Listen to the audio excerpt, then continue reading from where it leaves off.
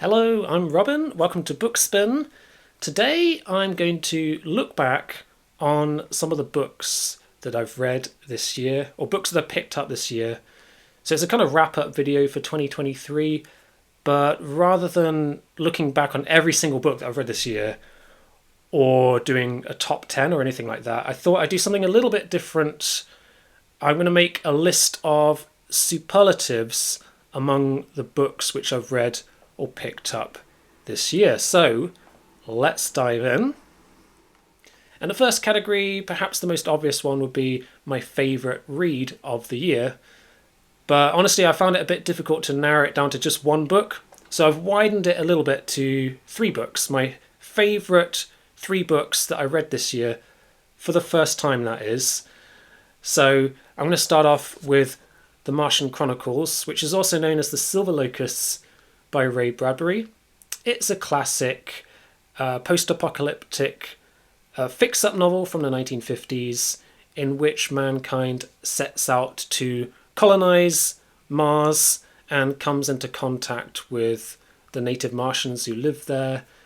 And it's a kind of tragic tale in a collection of related short stories. And it's really beautifully written. It's just a lovely piece of literature. I really enjoyed reading it. Another book which I loved and I read earlier this year is The First 15 Lives of Harry August by Claire North, which is a time travel novel. It's a kind of time loop thriller with a very interesting and engaging premise in which the central protagonist is a man who is born, he lives out his life, and then he dies, and then he's reborn again to the same circumstances, and this keeps happening. So he keeps on being reborn again and again and again. And then things start to take an interesting twist. That's all I'll say for this book, but it's just really beautifully written, and I absolutely loved it.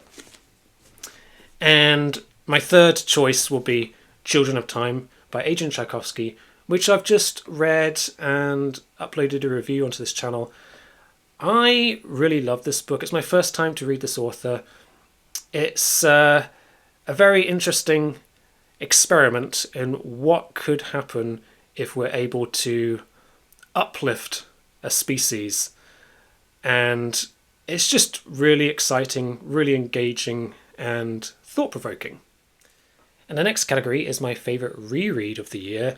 So this year I've reread, I think, 5 books. And even though it's only 5 books, I still found it quite hard to narrow it down to just one. But in the end I decided to go for Aurora Rising by Alistair Reynolds. This book is also known as The Prefect. It's set within the Revelation Space universe. It's actually a prequel to that series. And it's a kind of police procedural crime thriller / space opera. Very exciting, very cleverly done, full of intriguing ideas and interesting characters, great pacing. Just everything about this book is really well done. Favourite short story. Now, I have read a lot of great short stories this year. It's not something that I'd previously read a lot of, but it is a form of literature which I am actively trying to read more of. I think there's a lot of great stuff out there. So again, it was a difficult choice to narrow it down just to one story, but I have picked one.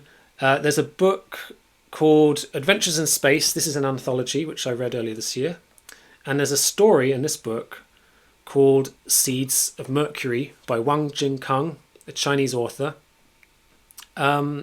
This book was only published this year, so it's a newly published story.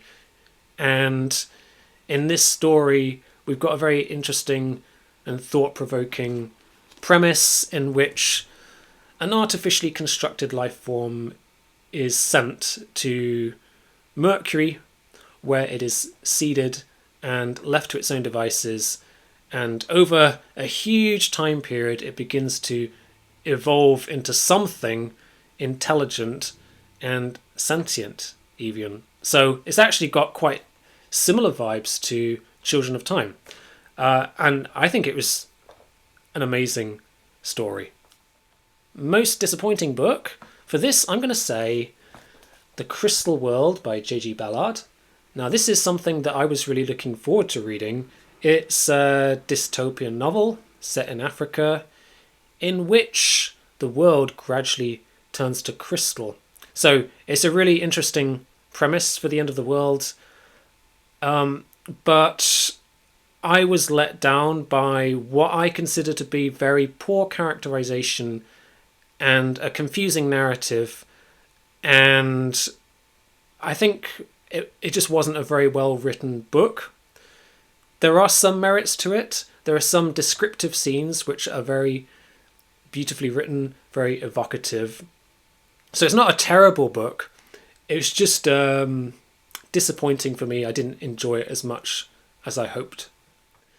It's not the worst book I've read this year, though. That honour goes to Galaxy 666 by Pel Toro, which is a fairly obscure pulp sci-fi novel from the 1960s. It's absolutely atrociously written, with paper-thin characters, some cringeworthy dialogue, a plot that makes no sense, and endless repetition, which is a device the writer used to pad out the book's length, even though it's actually quite a short novel. So I definitely don't recommend this book, but if you're interested, I did make a review video up on this channel. Most humorous book. For this, I'm going to say Old Man's War by John Scalzi, which is a kind of military sci-fi tale set in a future in which a galactic space force recruits pensioners from the age of 75 to take part in a military program in which they get a rejuvenating technology which makes them young again and turns them into super soldiers. It's a bit of a ridiculous premise, but it's very well done. There's lots of sarcastic humour in here, and it's a very entertaining read. Most depressing book. For this, I'm going to go for Parable of the Sower by Octavia Butler, which is a dystopian novel set in a near-future America in which civilization has pretty much collapsed and society has totally gone down the pan. And there's a whole lot of suffering in this book. There's a lot of poverty and anarchy and violence. So it's quite a bleak read. There's a lot of misery in here, but that's not to say that it's a bad book. It's actually very well written. It's just you have to be in the right frame of mind to read it. Most prophetic book. Now, among the vintage books which I've picked up in a recent haul, I found a copy of Bats Out of Hell by Guyan Smith, which I haven't read yet, but I gather this is a kind of pulpy sci-fi horror novel from the 1970s, in which there's this deadly new supervirus that gets transmitted by bats and spreads to humans, and this causes a major epidemic, the like of which the world has never seen. As if that would ever happen. Longest book. So, the longest book that I've read this year, I think, is Death's End by Liu Cixin. This was a reread for me. This book is, I think it's about 600 pages. Let's have a look. 604 pages. This edition, this hardback. But I have seen there are other editions out there which are like 700 pages. So this is quite a chunky book. But in terms of page count, another book which I picked up this year is Dahlgren by Samuel R. Delany, which I haven't read yet. But this is a definite chunker because it's got, let's see, 805 pages. There we go, Dahlgren. The shortest book I read this year was The Six Directions of Space by Alistair Reynolds, which is a standalone novella. Very interesting mini space opera, if you like. This one is 85 pages long. Oldest book.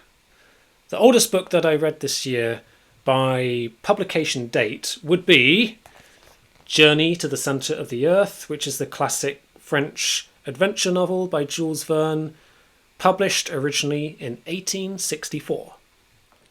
The newest book, on the other hand, is The Never-Ending End of the World by Anne Christie, which was published in August 2023, I think. So I read this earlier this year and I loved it. It's a really interesting post-apocalyptic time loop story, very intriguing premise and very well done. The most beautiful book that I picked up this year, for this one I'm going to say Immigrant Sci-Fi Short Stories. This is an anthology that was sent to me by Flame Tree Press. And I think it's got a very beautiful cover design. It's in a series of books that they publish called the Gothic Fantasy series, and there are many other titles within the series. It's got a lovely shiny design, and I've read a little bit of it. It's a good book for sort of dipping into every now and then, because there are a lot of stories in here from different time periods. And I just think it's a really beautiful book. It would make quite a nice gift, I think. This or any of the others in their series. And then we have the coolest cover art, which I think is slightly different to Most Beautiful.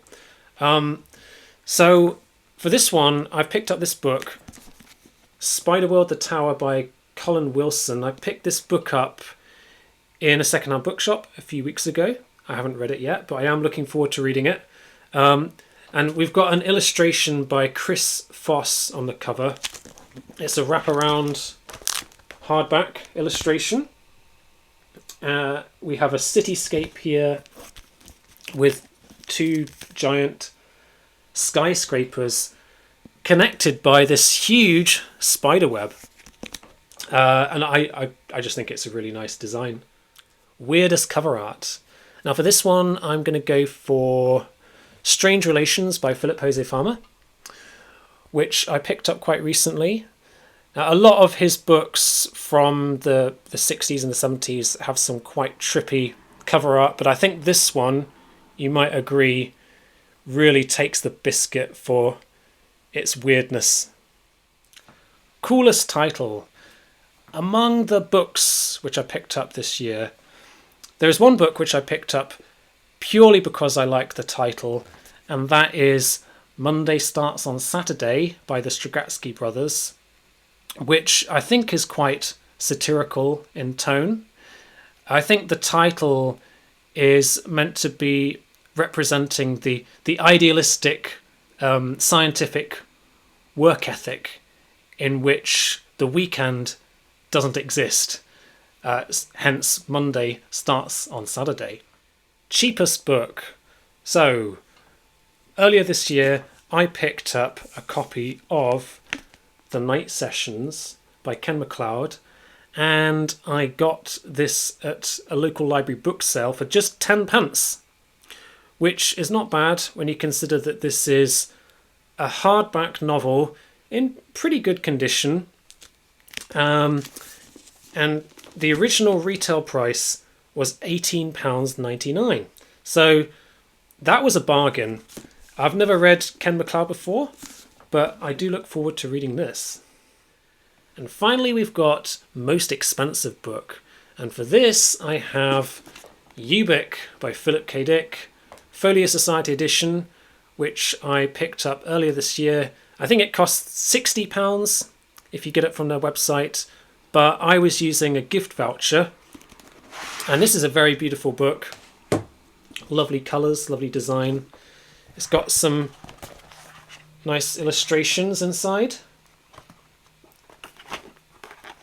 There's another one.